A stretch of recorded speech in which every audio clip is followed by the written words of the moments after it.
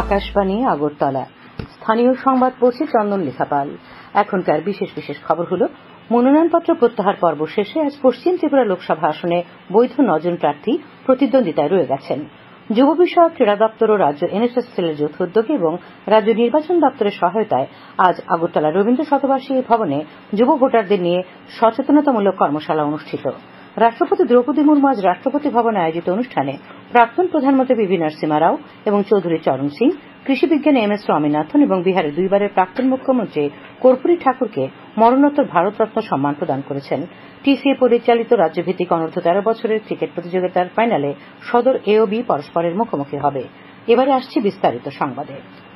মনোনয়নপত্র প্রত্যাহার পর্ব শেষে আজ পশ্চিম ত্রিপুরা লোকসভা আসনে বৈধ 9 জন প্রার্থী প্রতিদ্বন্দ্বিতায় রয়ে গেছেন। তারা হলেন বিজেপির বিপ্লব কুমার দেব, ইন্ডিয়া জোট সমর্থিত কংগ্রেসের আশিস কুমার সাহা, বহুজন মুক্তি পার্টির Brajalal Debnath, Republican party of India এর আইনজীবী অর্ণব রায়, এসইউসিআইসির অরুণ ভৌমিক, আমরা বাঙালির গৌরীশঙ্কর নন্দী ও নির্দল প্রার্থী মিলনপদ মোরা সিং, রমেন্দ্র রিয়াং, বলরাম দেববর্মা। পশ্চিম ত্রিপুরা লোকসভা আসনের রিটার্নিং অফিসার ড বিশাল কুমার আকাশবাণীকে এই খবর জানিয়ে বলেন, পশ্চিম ত্রিপুরা লোকসভা আসনে সুষ্ঠুভাবে ভোট গ্রহণের জন্য নির্বাচন দপ্তরের পক্ষ থেকে প্রয়োজনীয় সব ধরনের ব্যবস্থা গ্রহণ করা হয়েছে। ইতিমধ্যে পশ্চিম ত্রিপুরা লোকসভা আসন এলাকায় 14 কোম্পানি কেন্দ্রীয় নিরাপত্তা বাহিনী মোতায়েন করা হয়েছে। আরও 14 কোম্পানি কেন্দ্রীয় নিরাপত্তা বাহিনী আগামীকালের মধ্যেই পৌঁছানোর কথা। ড কুমার জানান, 85 বছর বয়সের ঊর্ধ্বে এবং দিব্যাঙ্গ ভোটাররা আগামী 9 এপ্রিল থেকে বাড়িতে বসেই ভোটাধিকার প্রয়োগ করতে পারবেন।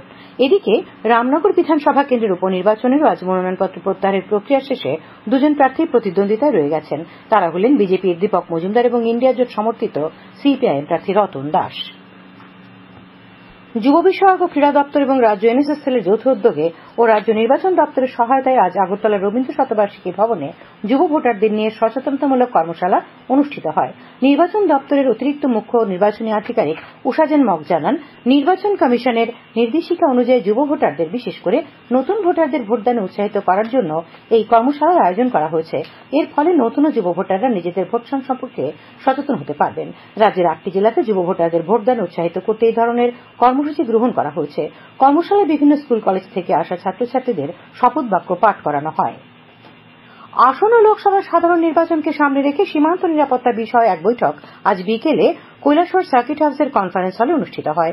উপস্থিত ছিলেন ঊনকোটি জেলার জেলাশাসক দিলীপ কুমার চাকমা, অতিরিক্ত জেলাশাসকদ্বয় দশরথ দেববর্মা, অর্ঘ্য সাহা সহ বিএসএফ, নিরাপত্তা বাহিনীর পদস্থ আধিকারিকরা।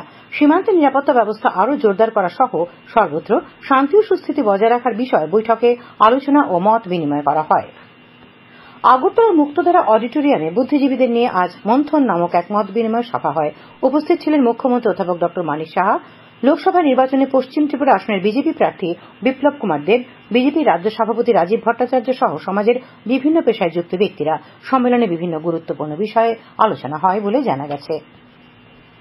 মুখ্যমন্ত্রী অধ্যাপক ড মানিক সাহা আজ পশ্চিম ত্রিপুরা লোকসভা আসনের বিজেপি প্রার্থী বিপ্লব কুমার দেবের সমর্থনে সোনামুড়া শহরে বাড়ি বাড়ি ভোট প্রচার এবং পদযাত্রায় অংশগ্রহণ করেন। মুখ্যমন্ত্রীর সঙ্গে ছিলেন বিধায়ক কিশোর বর্মন, ত্রিপুরা শিল্প উন্নয়ন নিগমের চেয়ারম্যান নওয়াজুল বণিক, সিপাহীজলা জেলা পরিষদের সভাধিনেত্রী সুপ্রিয়া দাস দত্ত, বিজেপি সংখ্যালঘু মোর্চার প্রদেশ সভাপতি বিল্লাল মিয়া।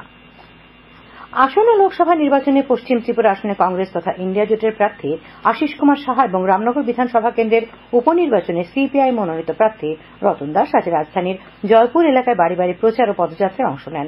প্রার্থীদের সঙ্গে প্রচারে অংশ নেন বিরোধী দলনেতা জিতেন্দ্র চৌধুরী, প্রাক্তন মন্ত্রী মানিক দে, সিপিআইএম নেত্রী রমা দাস, কৃষ্ণা রক্ষিত, প্রাক্তন সাংসদ শঙ্কর প্রসাদ দত্ত। কেন্দ্রীয় সামাজিক ন্যায় বিচার ও ক্ষমতায়ন প্রতিমন্ত্রী প্রতিমা ভৌমিক আজ লোকসভা নির্বাচনে পশ্চিম ত্রিপুরা আসনের বিজেপি প্রার্থী বিপ্লব কুমার দেব এবং রামনগর বিধানসভা কেন্দ্রের উপনির্বাচনে বিজেপি প্রার্থী দীপক মজুমদারের সমর্থনে রামনগর এলাকায় বাড়ি বাড়ি প্রচার করেন। উপস্থিত ছিলেন পুর মেয়র সহ বিজেপির অন্যান্য কার্যকর্তারা। তাছাড়া বিজেপি রাজ্য সভাপতি রাজীব ভট্টাচার্য বনমালীপুর বিধানসভা কেন্দ্রে ও রামনগর বিধানসভা কেন্দ্রের উপনির্বাচনে বিজেপি প্রার্থী দীপক মজুমদার আজ সকালে কৃষ্ণনগরে বাড়ি বাড়ি প্রচার করেন। খবর প্রচারিত হচ্ছে আকাশবাণীর আগরতলা কেন্দ্র থেকে। রাষ্ট্রপতি দ্রৌপদী মুর্মু আজ রাষ্ট্রপতি ভবনে আয়োজিত অনুষ্ঠানে প্রাক্তন প্রধানমন্ত্রী পিভি নরসিমহা রাও এবং চৌধুরী চরণ সিং, কৃষি বিজ্ঞানী এম এস স্বামীনাথন এবং বিহারের দুবারের প্রাক্তন মুখ্যমন্ত্রী কর্পূরী ঠাকুরকে মরণোত্তর ভারতরত্ন সম্মান প্রদান করেছেন।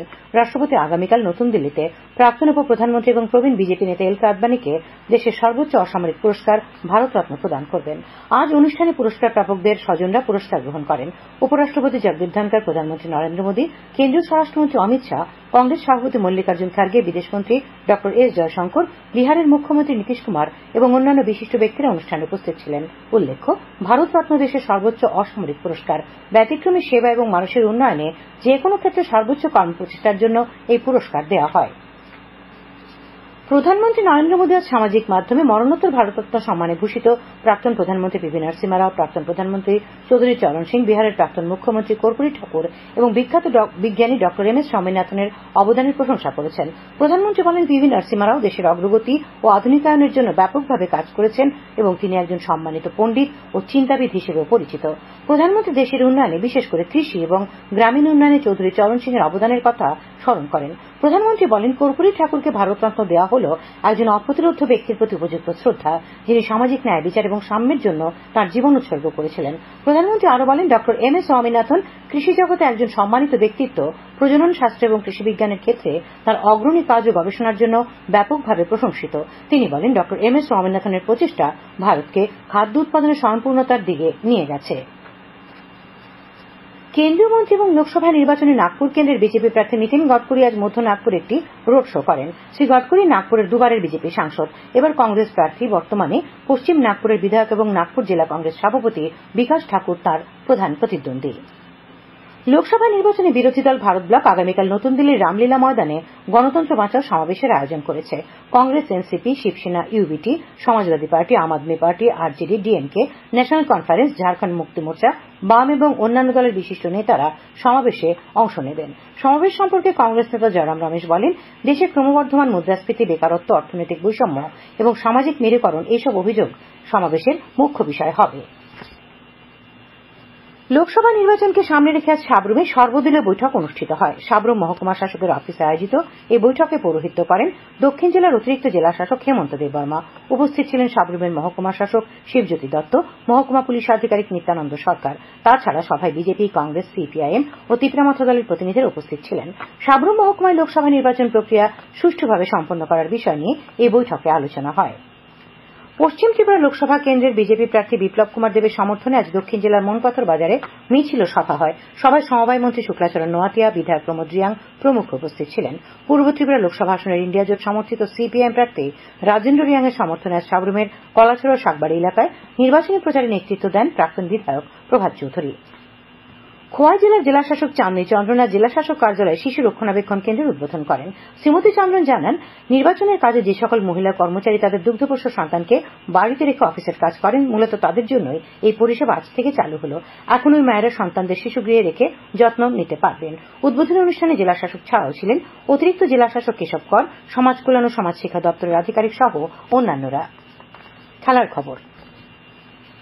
টিসিএ পরিচালিত রাজ্যভিত্তিক অনূর্ধ্ব 13 বছরের ক্রিকেট প্রতিযোগিতার ফাইনালে মুখোমুখি হবে সদরের দুটি দল। আজ আসরের দুটি সেমিফাইনাল অনুষ্ঠিত হয়। নরসিংগড়ের পঞ্চায়েত মাঠে সদর বি 71 রানে বিশালগড়কে এবং নেপকো মাঠে সদর এ 3 রানে উদয়পুরকে পরাজিত করে। আগামী 1 এপ্রিল ফাইনাল ম্যাচটি হবে। আবহাওয়া। আগামীকাল আকাশ আংশিক মেঘাচ্ছন্ন থাকবে, দু এক জায়গায় বজ্রবিদ্যুৎ সহ হালকা থেকে মাঝারি পর্যায়ে বৃষ্টিপাতের সম্ভাবনা রয়েছে। তাপমাত্রা সর্বোচ্চ 33 ডিগ্রি সেলসিয়াস এবং সর্বনিম্ন 22 ডিগ্রি সেলসিয়াসের কাছাকাছি থাকবে। আজ দিনের সর্বোচ্চ তাপমাত্রা ছিল 33.6 ডিগ্রি সেলসিয়াস এবং সর্বনিম্ন 22.2 ডিগ্রি সেলসিয়াস। আগামী 24 ঘন্টায় রাজ্যের সব জেলায় বিক্ষিপ্তভাবে বজ্রবিদ্যুৎ সহ বৃষ্টিপাতের সতর্কবার্তা জারি করা হয়েছে।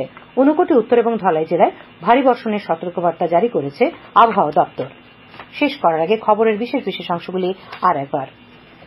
মনোনয়নপত্র প্রত্যাহার পর্ব শেষে আজ পশ্চিম ত্রিপুরা লোকসভা আসনে বৈধ 9 জন প্রার্থী প্রতিদ্বন্দ্বিতায় রয়ে গেছেন। যুব বিষয়ক ক্রীড়া দপ্তর ও রাজ্য এনএসএস এর যৌথ উদ্যোগে এবং রাজ্য নির্বাচন দপ্তরের সহায়তায় আজ আগরতলার রবীন্দ্র শতবার্ষিকী ভবনে যুব ভোটারদের সচেতনতামূলক কর্মশালা হয়। রাষ্ট্রপতি দ্রৌপদী মুর্মু আজ রাষ্ট্রপতি ভবনে আয়োজিত অনুষ্ঠানে প্রাক্তন প্রধানমন্ত্রী পিভি নরসিমহা রাও, চৌধুরী চরণ সিং, কৃষি বিজ্ঞানী এম এস স্বামীনাথন এবং বিহারের প্রাক্তন মুখ্যমন্ত্রী কর্পূরী ঠাকুরকে মরণোত্তর ভারতরত্ন সম্মানে সম্মানিত করেছেন। টিসিএ পরিচালিত রাজ্যভিত্তিক অনূর্ধ্ব 13 বছরের ক্রিকেট প্রতিযোগিতার ফাইনালে সদর এ ও সদর বি পরস্পরের মুখোমুখি হবে। স্থানীয় সংবাদ আজকের মতো এখানেই শেষ হলো।